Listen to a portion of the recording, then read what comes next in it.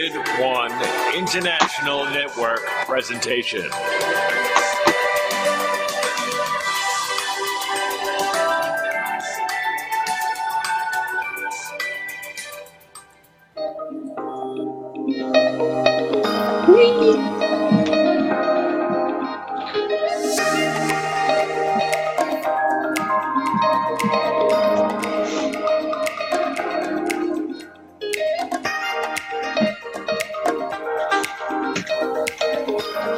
Good evening, and welcome to Conscious Speaks. Let me tell you a little about the host. Her name is Kellie J. Wright. You all know her. Tonight, be a part of the conversation. What it means to truly love yourself. Free of judgment, fear, ego, pride, and jealousy. She says, we learn to undo what we have accepted or taken on as part of our perception of self. We are free from negative self-talk. Start a 90-day transformation, and she will assist along your journey. Whenever two or more are in his presence is how this works. Kellie's ebook is how she walked her mind out of doubt and fear, one blog at a time for 13 weeks, into loving and acceptance of self. The first step is the hardest, and it will become a way of life. Once we know we can free our thoughts from fear, the work becomes a staple item to the goodness it provides. Life is a gift. So make sure you choose to wrap yours in a world that is created by and lived on your terms. Kellie J. Wright is a successful radio show host, self-love transformational guide, business owner and voice, and author at www.internaljourneys.com. Kellie is on a passion-filled mission to help individuals discover their own truth through her actualized process called the 90-Day Transformation. Now, may I introduce to you, the audience, to the entire world, to the universe, to the light, Kellie J. Wright. Now, before we do that, someone from the show that called in, that actually, not the caller that called in, but someone who was listening to the show, wrote me a little note. You know, sometimes they want to, like, get you in there. They want to get you on Kellie's show. They want to get Bob Charles. Yeah. Okay, something I said about love last time. So I figured, okay, I will answer that one. Tell me what they said, yeah. Probably listening, and don't forget, there is a call-in number, and it's all over the blogs and everything. And you can get it there, and then make sure you call in. I'm sure that you were already notified to call in. But let me tell you a little bit about the love. Tell me what happened. Tell me what happened.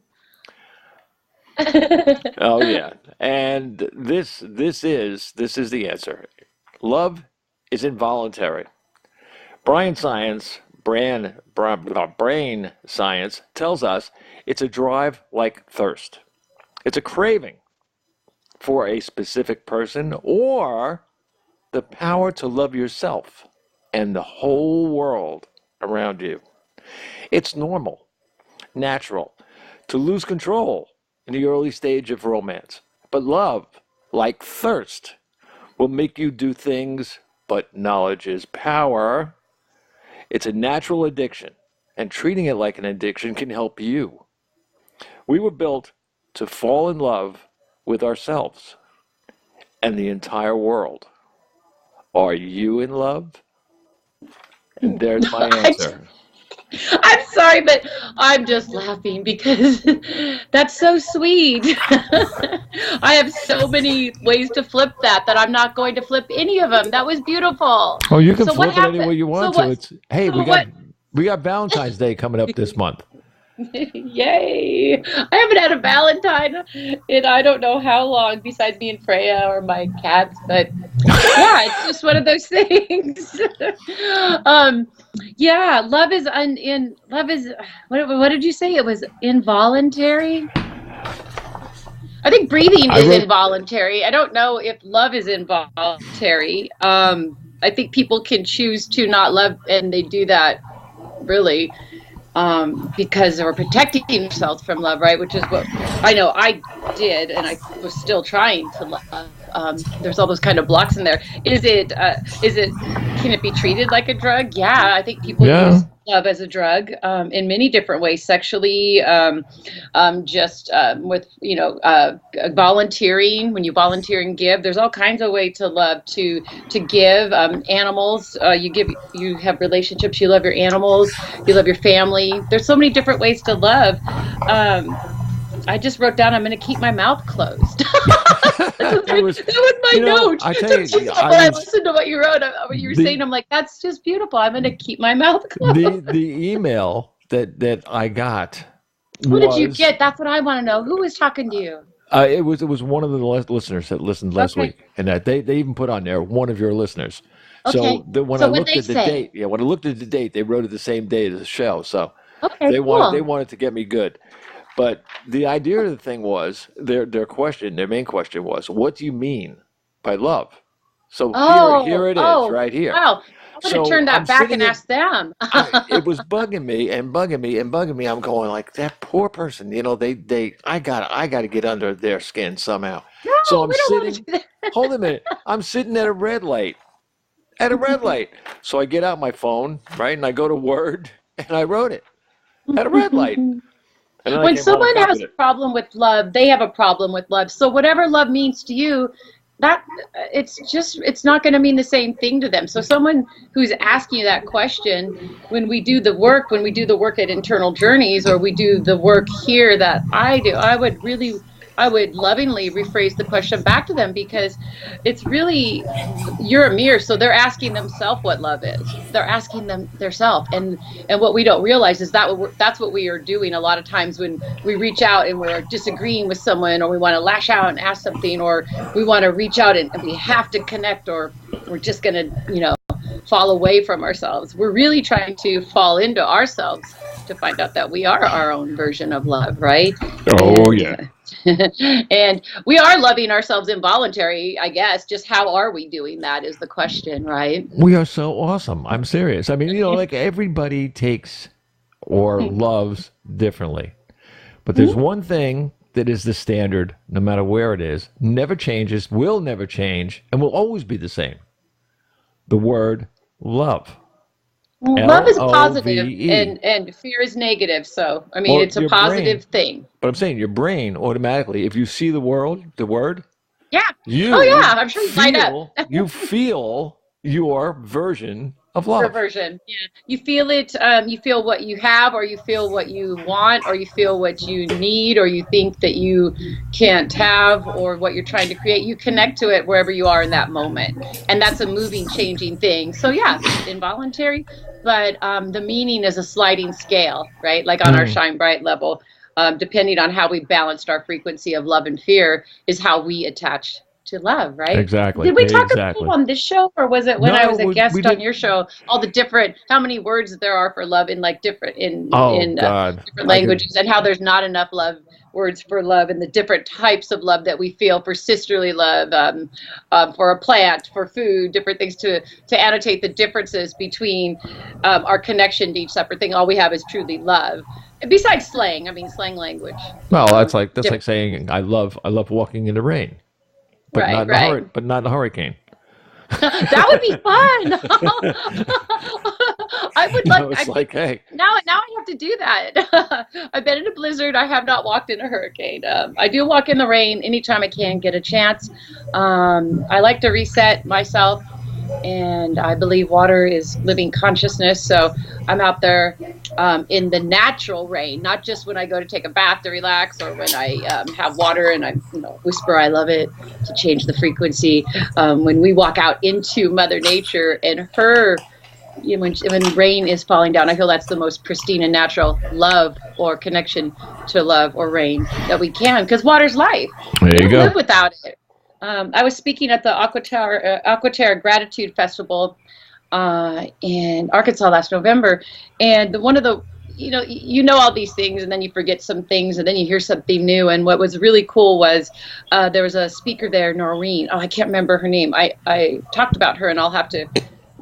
And now that her name came up, I'll want to share her post on my site. But she works with natural weeds and plants, and how you can create medicines, natural medicines. Mm-hmm. And she was talking about, well, do you know why where the medicine comes from in the plant? And we're all sitting there. She goes, it's in the water. The healing remedies are in the water, right? The nutrients are in the water. And I just went, yeah, right? Everything good is from the water. That's why we have to work to protect her. And that's why we have to work to take care of her and clean her. I heard, I was reading a post a while back from a woman that she spent her whole life. She's a Native American elder, and she walks across the continent, I think, carrying water and spreading love and water awareness. And I thought, what an amazing thing to do, a testament to true love for Mother Earth, love for our planet. That's what love is, When people are hurting, it's because I don't think we're connecting to our true nature, right? When we want to ask someone, well, what's love, right? We've been denied our most basic birthright, which is to be loved, or we've sheltered ourselves from it because we were hurt once, and we don't realize that the fear of being loved is so painful that we are actually blocking it. We just don't know why we don't have it. That's what I realized in my self-love transformation journey that really blew my mind. It was like, oh, okay. I thought I was just tough, right? I thought, I'm fearless, I'm strong. Everyone always talked about how fearless and strong I was, independent. And what I realized through my journey, that these were just tools and masks and layers of armor that I had built to defend me from the one thing I was seeking. And it was really an eye-opener to realize the one thing that you wanted, you were never going to allow yourself to have. It's always been you that was the block. Mm-hmm. And it was never anyone else, because the opposite, fear is unrealized love, right? And so if somewhere along the line we didn't know how to process the pain we're feeling from not being loved, i.e. from birth forward, wherever, and a million times over, right? Because we enter numerous situations where this happens in our life until we learn that we don't have to do it, like I did in this journey, is that what we're blocking literally blocks us from everything we want. So we keep trying to work towards the things we want, mm-hmm. but we don't understand that the internal language, the dictionary, the frequency, the code that we've wrapped up into our internal thinking process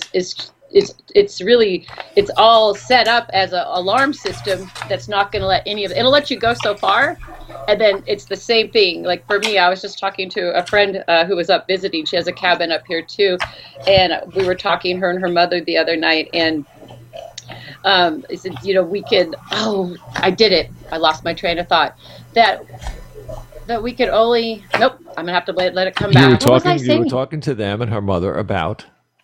Yeah, but right before that, if you have the word right before that, I could probably go back. Oh, I lost it. I do that sometimes, but if you're listening out there, a friend of yours. Usually always find my way back. It's the way we set up the mechanism to protect ourselves. Stems from a time when we didn't know better. We didn't have the skills to process, that person doesn't like me, or my parents, maybe when they denied you something you asked for, it didn't mean that you weren't a good person, didn't mean you weren't worthy. People were busy, or that person's energy is different than you, or something's going on at the time that is creating a no. But no's aren't always bad. But when we grow up, we don't have that tool. We think something's wrong with us. I wasn't able to process not taking rejection's a hard one. When we get rejected, someone rejects you, it's not because there's something wrong with you, truly.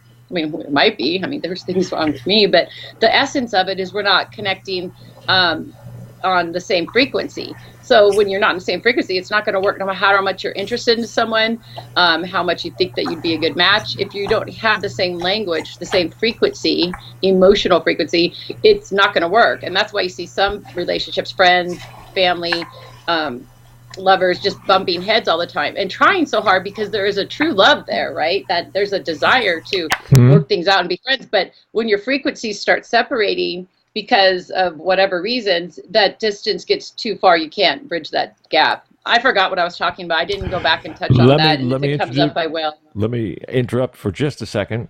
There was a lot of people on listening. Okay. I don't see anybody in the phone room.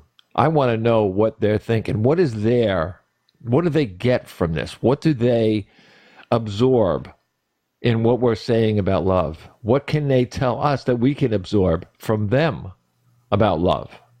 Let's mix the minds up a little bit and let's find out.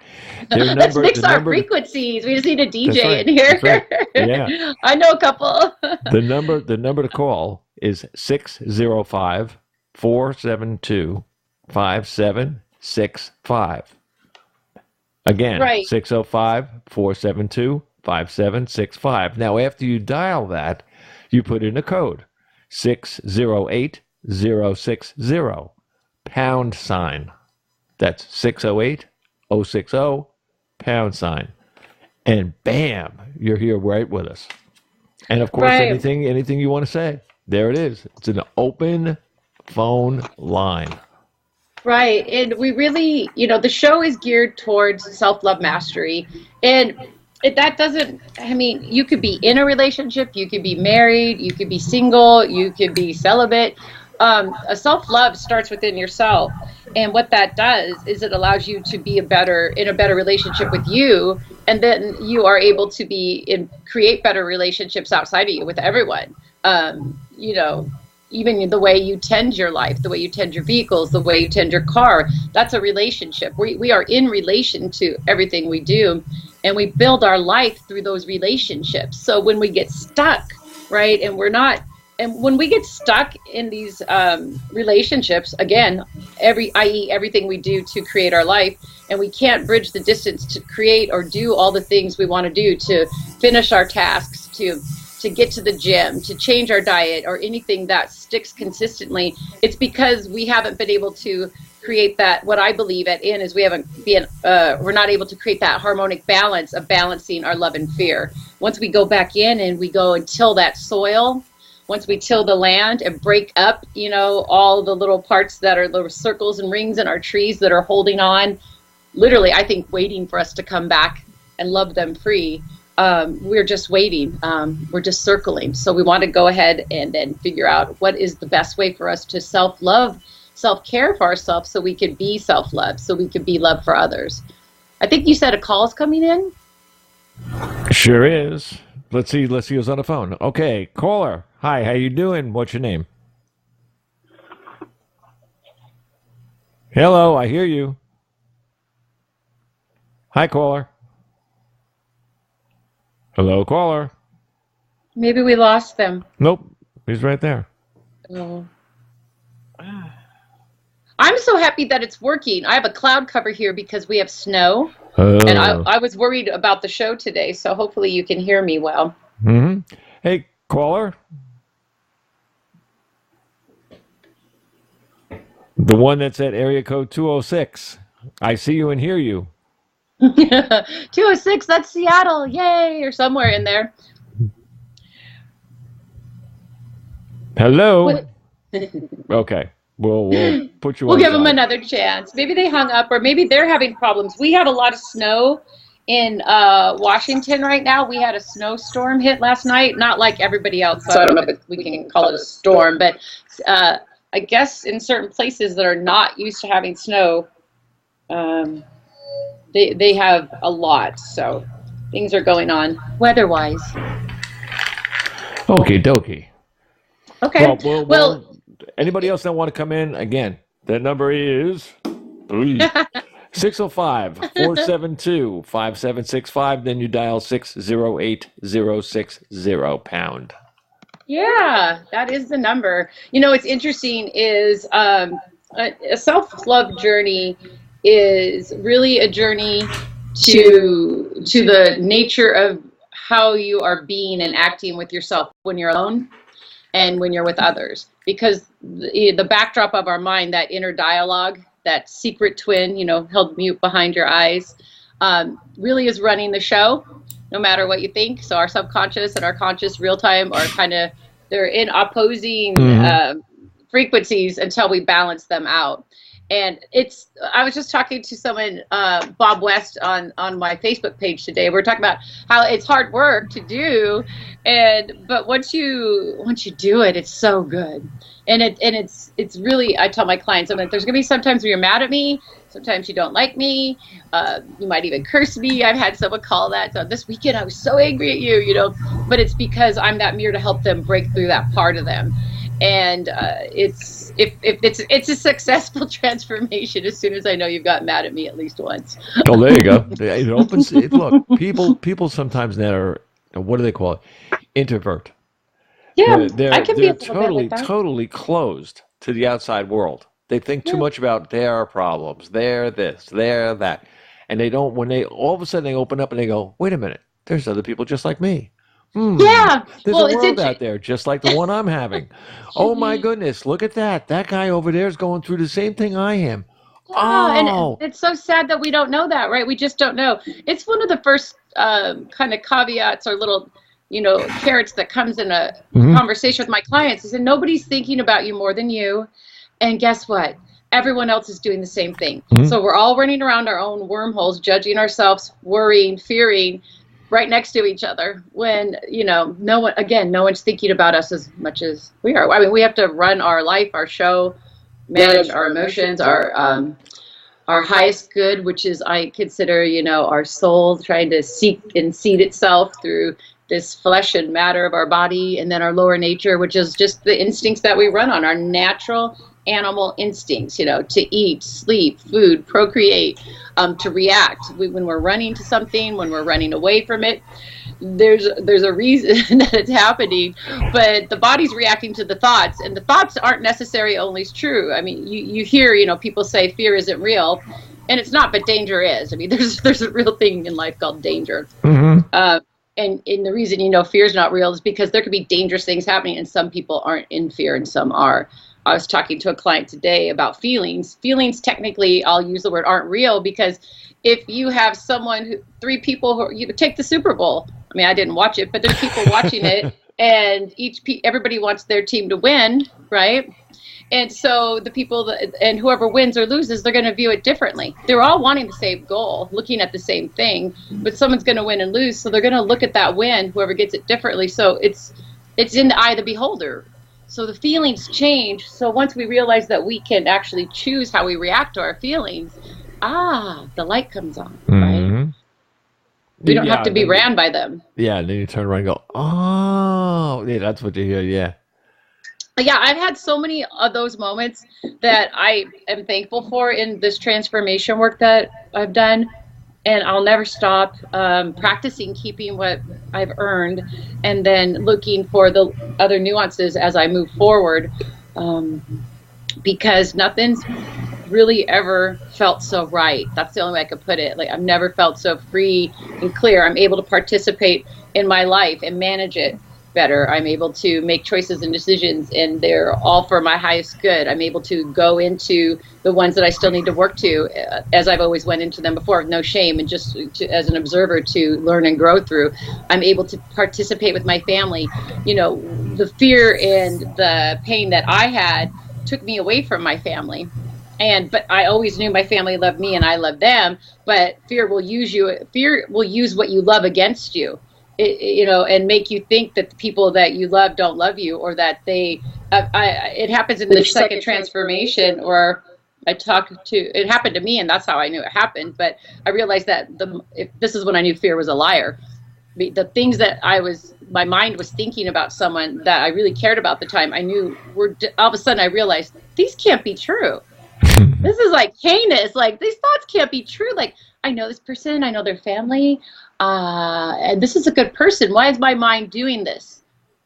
Right? And luckily I had written the book.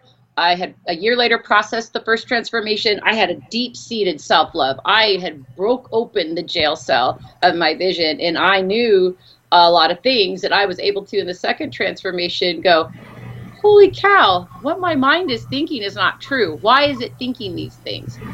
And up in Malibu, I remember just sitting there in my little studio that was like a cave for my second 90-day transformation. And I just was like, my mind blew open. I was like, holy cow, I could reject this thought. It's not real. And it was powerful because fear is a liar, but it's doing it to protect you again, right? This was someone I was dating. So of course I was putting myself on the line, opening up to fear, being hurt, I grew up in abandonment issues that hadn't been totally worked out until third transformation. Ouch. And so because my mind perceived that I was going down a direction where I was going to possibly get hurt again, it wanted me to take me away from this direction.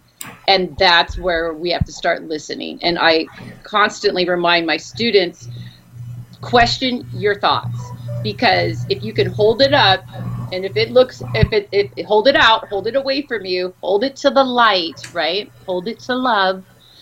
And if it still is true, then you can, work on that. But all of a sudden, it doesn't look the same when you hold it outside of you and hold it up to the light. Like, wait a minute, that can't possibly be true. And even if a part of it's true, the context that my mind was using to get me to go left instead of right, it was not for anyone's best behavior. And it was the biggest breakthrough. You think you have these big breakthroughs, and then you keep having these huge epiphanies come later. In the first transformation, we deconstruct fear. We learn how to love all of our fear and judgment through false ego, self, and pride that's put up to block us with all this pain, which is blocking us from pain with pain. We could deconstruct that with love. So then it starts to ease up. And we get to start working in this new frequency. And in the second transformation, it's really a deeper level of self-awareness, where we start to listen to our thoughts and our words and question and know that we can change them if we so desire. And then the third transformation, we end up just literally walking through self-worth and meeting ourselves and walking right back in and just seeding our self-worth, loving ourselves for who we are, being able to speak our truth without shaking, knowing that what we have to say is worthy of being heard. And the way that we can own that power is become so self-sure of who we are and loving ourselves for who we are, that we don't need a certain outcome to come when we speak our truth. We learn to speak our truth and know that that's more important than any probable outcome that can come back. Because when we honor ourselves, when we honor our truth, we grow forward. It's really fun. Yeah. To me anyway, it's like rebooting your body and your mind. And those really are two different things, but yes. You have to go back. You got to go back to the egg. You got to start from the beginning. Oh, I'm serious. You got to start at the egg, and you got to start it all over again. It's like, really, if everybody, if you refresh a screen, that's what you're doing with your life. Yeah.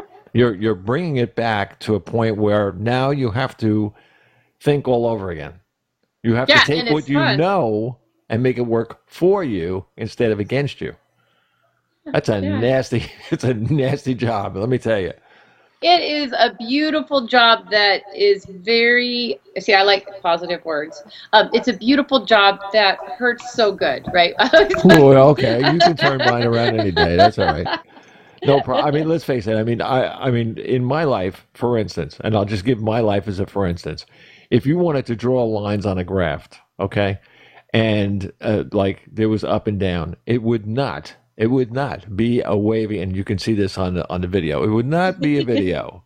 It would go like this: zip, and then zip, and then zip, and then zip.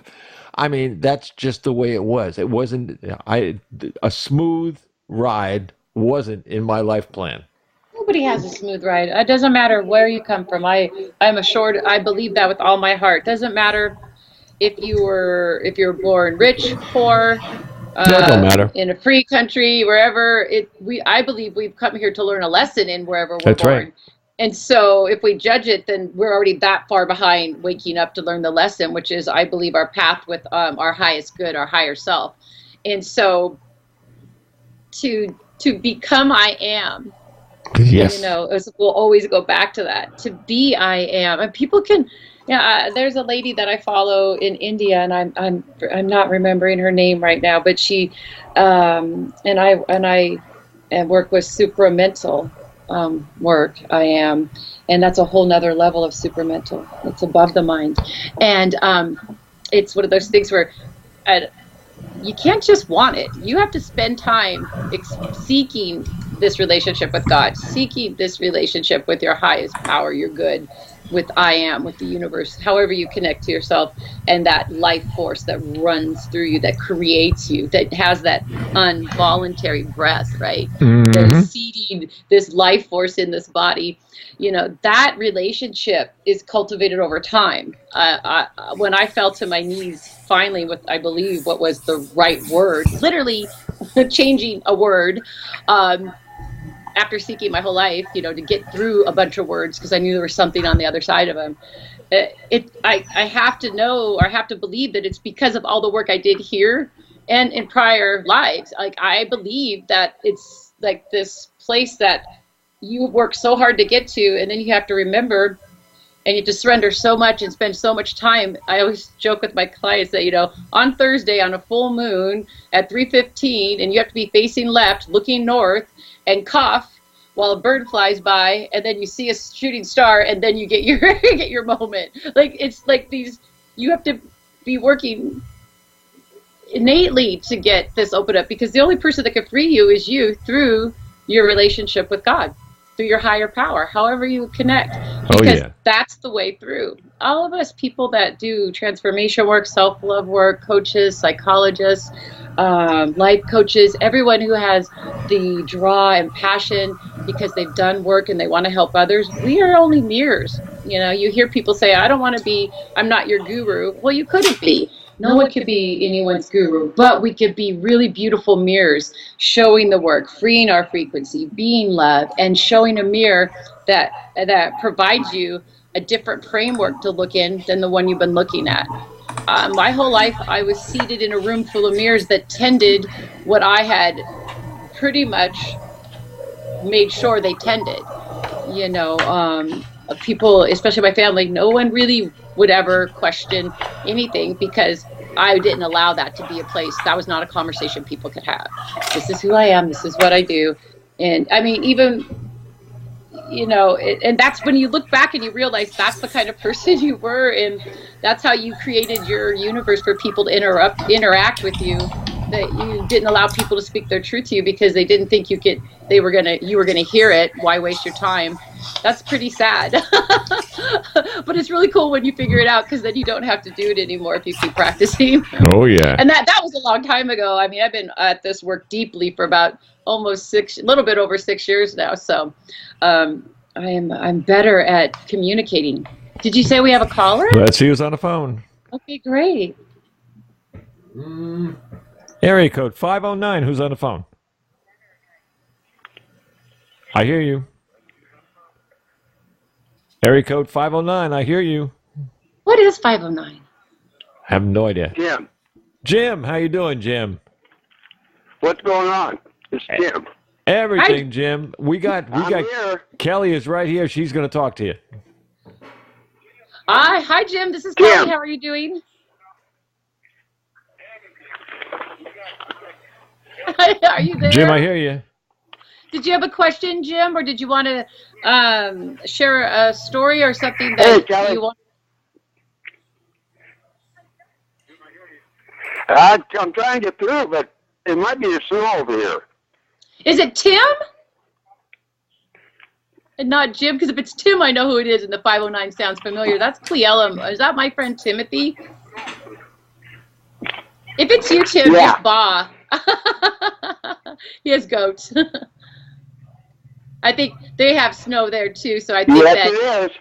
Yeah, I think that we're having a bad connection. It's so good to hear your voice, even through the wrinkled airwaves.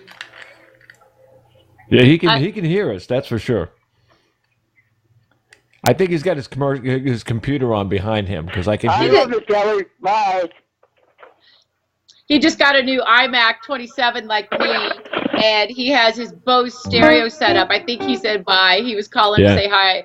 He's a friend of mine that's on Facebook and has been following me and been I don't like the word follow, but I guess that's what it is. But when you click and follow someone, supporting me, and encouraging me and commenting and participating with me through my whole journey, through all the other radio shows, and also through a spirit-led conversation, has sent me a box of crystals that he mined when he was walking with his dog, and I'm going to be making some jewelry. I'm going to try and do some art, and I'm excited. So it was good to hear him call in. It might have been the snow or something that he was on a cell phone, but I could hear the computer behind him because we're on a 2-second delay, so I could hear echo behind him.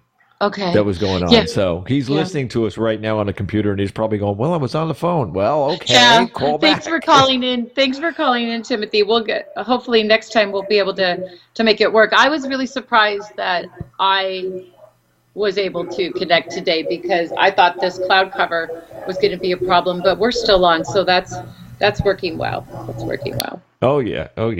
Anybody else that want to call in? This is the number. It is 605-472-5765, and then you put in your little password 608060 and a pound sign. Yeah, and it's one of those things where I was trying to think of questions to even put out. We just did a whole makeover with internal narcissists grew up into internal journeys, and we just did a 5.5 years makeover, and the website just launched today. So if anybody's interested to see the new website, they can go to www.internaljourneys.com, and the brand new website is up. It talks about the 90-day transformation. It talks about how to sign up for the new blog that's coming out. If you're a listener, if you're listening and you were a subscriber at Internal Narcissists, that's a different list. And I am going to get that other website up because it's a journal of all my living and growing out loud for the first 5 years of the journey. So that will be back up. But that mailing list is not the same as at the Internal Journeys list. So you could go there to sign up. It talks about Internal Journeys coaching. Who is Internal Journeys coaching for? It talks about what the process is. It goes through the steps. It talks about pricings and packages. Again, if you feel moved, give me a call. Spirit moves, right? If we say yes, we don't know what can happen. So find a way to reach out and ask a question. Go to the website, and maybe that'll help you figure out a question you might want to ask. So, did you say we have a caller? Oh, yeah. Well, we did. They dropped off again. This is so fun. It was the same one. Today. No, it was the same one. It was the 206. They're like, whoop. Okay. What I love about this is I love growing slow. So it's cool. Like, this is the first time we've had 3 people try to call in, and one person almost did. So we got to talk to Timothy halfway. Yeah. The other poor fella. I mean, it's like, I don't know. It must be. I saw the weather net today, and I was like, oh man, I am so glad I'm not north. It is one of those things where we had kids have school days, parents are home from work, and there is a lot of joy, I think, but that's me. Everyone's not so sure the same about that. I had my web designer said the kids are home, they're happy, we're not. You got a house full of kids on snow day, right? Yeah, and the parents still has to work, right? Because they work from home. Yep, absolutely. The crazy thing about it was down here it was 77 degrees. See, that's right. Well, last week I talked about doing the show and chopping wood in a tank top because it was still warm, and I called it out, right? Yep. I said it's Washington State, and it's still January, and we could have snow between now and February, and it is here. Yep. No, that's all right. If anyone has any question for me, maybe you've been following along on the journey, maybe you know nothing about the journey because you're brand new to the show or finding me on Facebook. I have been living and growing out loud, a master's path of enlightenment. And for it'll be 6 years, March 13th, when I launched the website for Internal Narcissists. And so what happened was I had a download, an epiphany, a spiritual awakening, and downloaded 13 blogs that walked my mind out of what I call darkness, which is really a term. It's a word. And for me, what darkness means is negative energy. It was like a mental jailer there's a Rosicrucian mystic that I follow called Helen Merrick Bond. She writes under the pen name of Pensatia. And after I'd already written the book, but I had moved out to my aunt's and was starting to do really deep work and work on my first radio show, she gifted me this book. I had told her that I was really discouraged. There was nothing that I wanted to read that was helping me get further in my journey that I was connecting to. And she said, well, maybe it's time for this book. And she gave me the book that I call my Cosmic Bible. And I laughed because literally in the first, chapter, it talks about, if you hear the call and you follow the call, when you get to this right point, that it's like a jail cell is lifted. And I thought, yeah, that's exactly what I felt like when I really fell to my knees, even before I wrote 1 week at a time through deep water work and meditation, wrote the blogs. I really felt that was the change. Like this, my eyes were open. I was blind, but I could see. So if we could take, at that point, I threw everything that I thought I knew up in the air to figure out how I could look at it. I took the chance to say, maybe there's something I don't know. Maybe what I know is wrong. Maybe it's right, but I don't want to assume what I think I've come to in my conclusion of myself is how I need to be. I want to open up and see if there might be something else.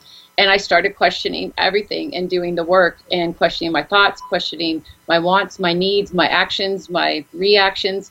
And it literally, through the last 6 years, has become internal journeys. And now I can share that process with you to work with one-on-one. Or if you want, this is where we're going.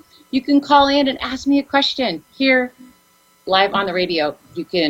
You don't have to use your real name if you want. I know sometimes it's hard to ask a question. You can just, say that where you're from. But if you want to have a question and keep it anonymous, you could do that. If you want to just give your first name or however you want to connect, you could type a question to Bob. He'll read it to me. There's no reason that we can't answer a question for you and keep you right where you feel safe, because that's the first part, is reaching out. Oh, okay, Bob, you were saying that we have a caller? Yep. Or did I lose him? Area code 206. Who's on the line? That's the first part, is reaching out. Oh, okay, Bob, you were saying that we have a caller? Okay, I hear you have your computer on, so just turn that down a little bit and you'll be on the phone with us. Diana? You're Diana. My Diana. Hi, Diana. How are you doing today? Diana? I'm hearing the feedback from the radio show. I don't hear Diana, though. Oh, yeah, we can hear you great. Go ahead. We're here. Can you hear me? Yes, we can. I like this. Can you hear me now? Can you hear me now?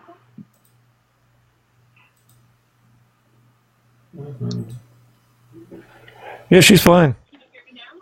Can you hear me now? There you go. I think I'm having technology problems. I know you are, but I'm being quiet. Can you hear I'm letting me now? Bob Yeah, sort it out. we can hear you fine. All right. Okay, there you are. Are we in real time? Can you hear me now? Yeah, no, we can hear you fine.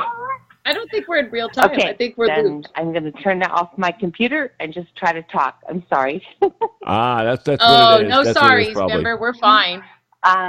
Yeah, I was just listening to your show, covered in 6 inches of snow, but you started talking about how we were built to fall in love. And I just so truly believe that. Some of the times I think that I get tired of the spiritual kind of, I call it spiritual fluff on Facebook, like love yourself, be yourself. And yet when, as life always happens, lightning strikes, that's kind of when the true lessons come forth. And that really puts you to the test, have you really honed and learned these spiritual lessons that Kellie teaches? Do you really love yourself, believe in yourself, put yourself first? And all of those are so important lessons that we need to practice when the lightning does hit, you know. So, yeah. What I found is that recently the biggest lesson is that when you look back on your life, it's always been me. I was always the one there, you know. So it's just she teaches incredible lessons. Oh, Diana. You know, that really help you work through your life and your life problems. And I just love her. So, sorry. Anyway, that's what I have to say. Thank you. No sorries, remember? That's beautiful. Thank you so much for sharing.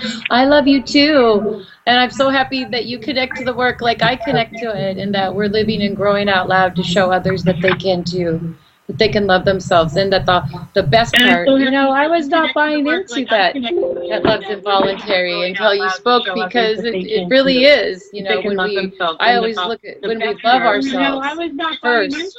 Yeah. That love is voluntary until you spoke, because it really is, you know, I always look at when we love ourselves first. Diana, you got to turn the computer off if you're going to talk to us on the phone. It really is, you know, I always look at when we love ourselves. She might have got off the phone. Diana, you got to turn the computer off if you're going to talk to us on the phone.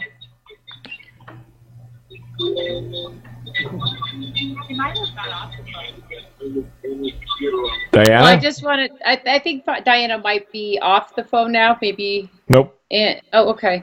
I wanted to thank Diana for calling in. It's hard to call in, and it's hard to be vulnerable. And the first person it's hard to be vulnerable with is yourself, because we want to protect ourselves from pain. It's just a natural reaction. If you look at the way that our brains are wired, it is to protect and survive, right? So whatever it perceives is going to hurt us, we're going to try and block.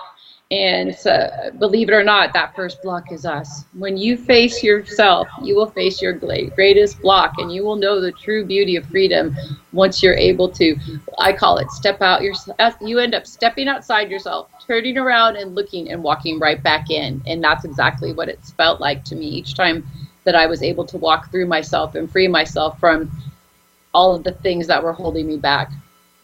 And I think that's what Diana was talking about. Diana is in her second transformation. She works with me at IN. She really understands the power of the lessons that are not new, but are being shared in a different way here. I've flipped a mirror a different way, a third or fourth time than is usual, and it is different work. And so it can be very painful and beautiful, exquisite, as she was trying to explain when she emotionally felt those tears of joy and pain. Remember when I said something about rebooting? Yeah. Okay. Yeah. That is the tears. Yeah. Right? The whole being, the spirit, is opening itself up. And as it does, there's tears. Right, and it frees us. I try to remind, I have some tough clients. I'm like, you got to cry. Yeah. You got to get on your knees. Exactly. You got to beg at yourself to free yourself from whatever you're holding yourself back from. And I like how you said that, because I believe water is life, and it is spirit, and it is that knowledge. And when you know you've hit that, and you get that release. Yeah. So God, it's so awesome. I'm telling you, it's crazy. I'm just one of me personally, I'm one of those persons that I can't remember the last time I cried. I swear. I mean, it's just something that I just can't. My brain is working out things behind. It's like the program behind the program.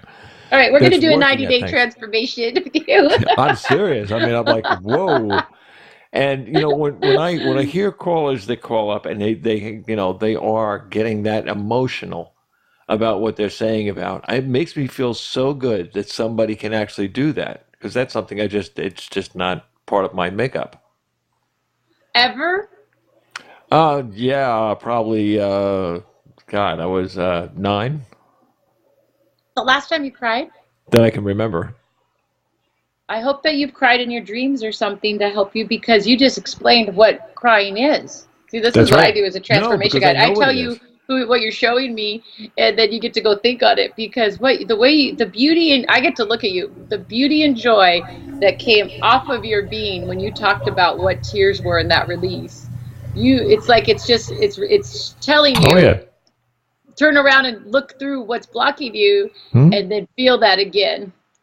Yep. That was an invitation. I can get 2 seconds from water. 2 seconds. And then it goes 2 seconds. 2 seconds from life. It could be just the Taurian stubbornness. And it could be that too. And true release can also be an emotional release through our body and our cells too. Some of us are just more wired to be able to feel through everything. I used to listen to NPR all the time, and those driveway stories would get me every time. I was crying. I'm just like, oh no, why am I stopping? Because it's so beautiful, humans trying. I have a quote in one of my blogs that says, "There's nothing ugly about any human being except for when they're not a human trying." And when we break down words and when we look at words I don't really like the word try, because it denotes that I'm waiting. So I'm all about doing. But I was talking to a client about this recently, because he has the same feeling towards try. If you say I'm going to try to do something, then you're just 2 steps further away from doing it, right? So it's that I am doing this, right? So there's that difference. But when it comes to being a human trying, I equate that to a whole different frequency of being, because what it means is we are in the infinity loop of now, in the only time that truly exists, which is now, and we are participating. We are moving, and we are moving our body, our mind. We're trying to connect in real time. We're a human trying to remember to be present in mind, body, and soul. So what? So we can love ourselves and love others. It has always been the journey at end, learning to love ourselves so we can love others. And it's one of those things where it sounds silly until you really do the work and you start realizing I can only love another as I love myself. I am that I am. Oh, I get chills when I am that I am. But the more it goes another step further, right? And I am another. So those mirrors are really translucent. And when we can be I am another, when we can experience ourselves being the universe, experiencing itself, it is the highest form of spiritual tears, right? That agape love. They run down your cheeks, right? Because you feel the power and the beauty of creation. And that's where you could go on a true master's path of enlightenment. What I like to remind people is that's my journey. And because I'm walking that journey, I have to keep doing a lot of work. So any work that I've done up to the point where I'm at, that's where I can help guide people. And we can only help another as much as we've help ourselves. And we can only meet another as much as we've met ourselves. We can see someone and we can want to know them. We can want to meet them. But we can only meet them as far as we've met ourselves. And this is why I encourage everyone to do this work. Even if you just do the mini transformation, which is the first 4 blogs, which sets the foundation for love, you've just bumped up your resonance. You're like, oh my gosh, I know how to love myself.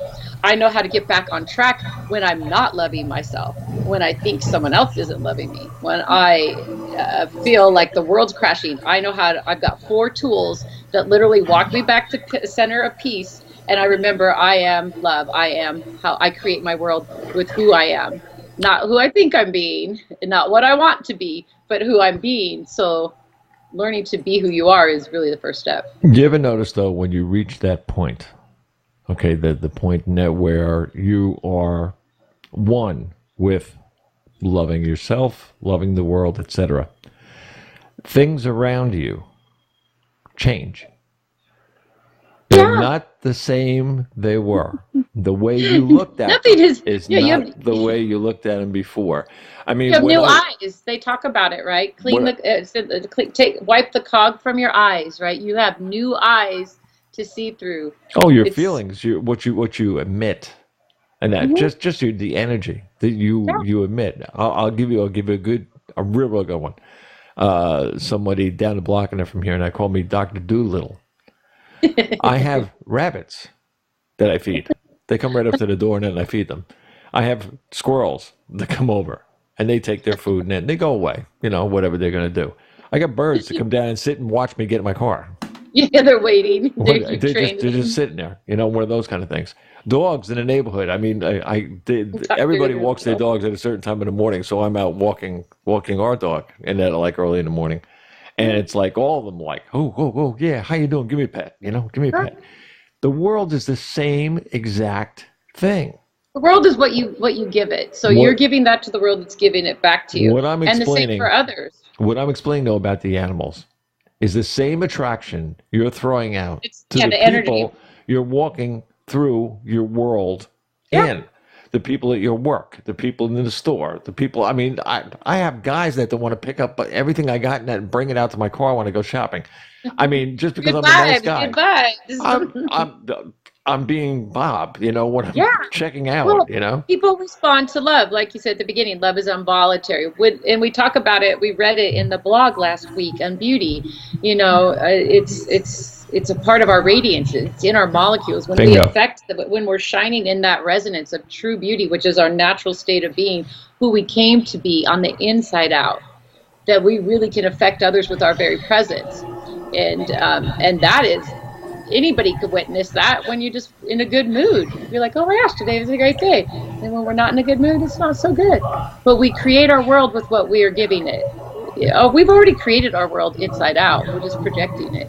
And so it's really important that we learn that if we want to change our world in a way that's consistent and that we can practice every day, we have to be able to go inside, do the inner work, free our mind, free the false ego self, seat the soul, and be able to vibrate on the frequency of love that allows us to create in a continuous state of being versus just hit and miss. If we haven't done the internal work yet and we still have blocks, we'll be able to hold that frequency for a while, but it's like you said, going to dip and fall. Mm-hmm. And even if we do have the work done, we're all going to have days like that because we're in relation to each other and everyone's on a different level of their soul journey. So, when you were talking about feeding all your animals and being Dr. Doolittle, I could just see some of your neighbors going, gosh darn it, because some people are like, we all have our own perception of what we want our world to be. And in my world, no one's perception is wrong. We all have the right to be who we came to be. But once we love ourselves free of judgment, we won't judge others, right? And then we don't take a seat to say this is right or this is wrong. When we're really, truly seated in our soul, when we really, truly love ourselves for who we are so at bliss that we create bliss and then we only see bliss. We find love for everyone where they are, starting with ourselves. We can only love others we love ourselves. But take the mechanics. Every single morning, there's not a person this is mechanics. There's not one person that I meet that I don't meet in the morning that I don't say good morning to. Right. Yeah. Yeah. Hi. How's your day today? Yours is great. Mine's great too. Thanks. But and I do that every day because it's been.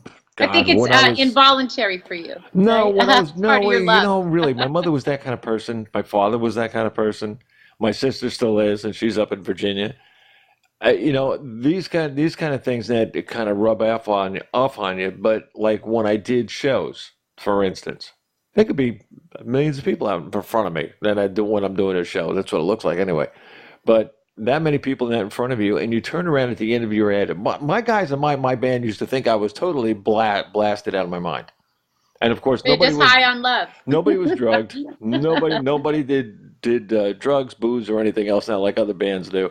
We were totally straight guys. And I used to turn around and I say, thank you, thank you, thank you. That's something I'd like to hit on before we leave. I know the show's coming to an end. And for someone who's done a lot of drugs and partied in her life, there's nothing like being high on love. It's like the most beautiful place to be. Like I always tell people, it's the highest thing you'll ever do is have a spiritual relationship with your creator because it is blissed out. Like you really are feeling things that the world kind of set us up to find through a hide and seek game. That's the hardest thing you'll ever do in your life. And it's really powerful to realize that the only reason those things ever really exist as a place to linger is because we still look at them and we still give them through our collective consciousness a place to have power over us. Once we realize that we can choose how we connect and tap into the collective consciousness, that literally runs the world, and actually that we can even, through one heart, I believe at a time, change the collective consciousness.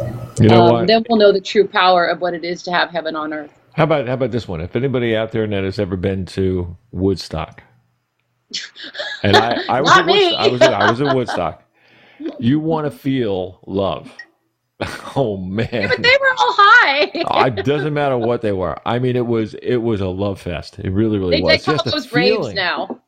Just a feeling. I mean, I had my two cousins that were Coast Guard, guys, and that. So it was like, you go to the Woodstock with the military. But I mean, us two littler cousins, we were only like 15, 16 at the time when we went up there. We were there for a couple of days and things. We saw stuff that will linger with us for the rest of our life. That's not what I'm talking about, and that's totally different. What I really am talking about is a different spiritual path. It's about tapping into you first, and then choosing where you're going to go outside of you. And it may be something like that, or it may not. And what I want to show people is self-love doesn't have to be this outrageous thing that you can find. It is within you. We'll go back to the beginning. Love is involuntary. We're born. When a newborn baby's born, they're full of love. And how they are created in the care and the home that they're brought into creates their communication and how they're going to live their life through love. It's a language that is started to be embedded in the book of our life the moment that we enter the world. So it will be what we didn't choose, but what we grew up in. And so part of the work at Internal Journeys is to go back in and look at that and go, which parts do I want to change or free so I could start being who I am in real time? Not judging our past, not judging our future, things that don't exist any longer, but being in real time. Everyone does the best they can, I believe. Every person, every human being is doing the best they can. So we're never judging how we grew up. We're never judging our caretakers. We're literally freeing ourselves from learning a different way to communicate if the way we're communicating is not giving us exactly the life that we want. And that's what it is. A self-love journey is learning to love yourself so you could love others the way that you want, not the way that you ended up doing it. And I guess that's a wrap. Wings up. I saw that on Instagram. Instead of hands up, the lady has a thing and she calls it wings up. And I think that's really cool. Hopefully I'll remember that. Wheels up. Yeah. Wings up. Wheels. Wings up. I got it for the logo. That was everybody out there, I want to thank you for listening. I want to thank you for trying to call in. I want to thank you, Bob, and Pyramid One Network for hosting this radio show and being such a great part of it. And we will be back next Monday and hopefully get some callers call in and ask a question. I want to remind everybody, though, this is a two-way street. This whole show is two ways. You can call in, or in a couple of days, you can go right to the middle of our landing page. Now, if you go on to www.pyramid1network.com, go to that link, click on the picture of the pyramids. That's all you do. Just click on the picture. I love that. Bam, click on the picture of the pyramids. You go right. You go right over to the landing page, and you can see us, this video, right in the middle of the page. How's that, huh? And I'm blowing kisses to you. Thank you, everybody. So there you go. Now I just want to remind everybody, remember this is Pyramid One Radio Network around the world. We're on TuneIn. We're on Streama. We're on anywhere, anytime, anyone wants to listen to this show. God bless y'all. Bob Charles.